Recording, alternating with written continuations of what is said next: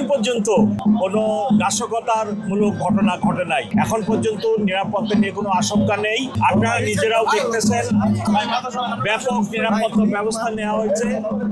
রাস্তাঘাটে সর্বত্র পিকেটিং, থানার সমস্ত মোবাইল সর্বকিছু মিলায়ে আমরা ঢাকা মেট্রোপলিটন পুলিশ থেকে হাজার হাজার পুলিশ অফিসার নিয়োগ করছি এবং গত কয়েকদিন ধরে পূজা উদযাপিত হচ্ছে।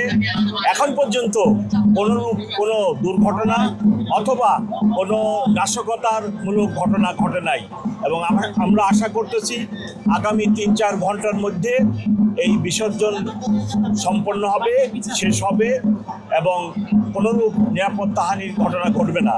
আপনারা জানেন ঢাকা শহরের এইখানে আশুলিয়া, বালু নদীতে এবং বিভিন্ন পুকুরে এই বিসর্জন সম্পন্ন করা হবে।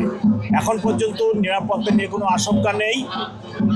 আমরা যথেষ্ট সচেতন আছি এবং সজাগ আছি। কোনোরূপ কোনো দুর্ঘটনা হবে না ইনশাআল্লাহ।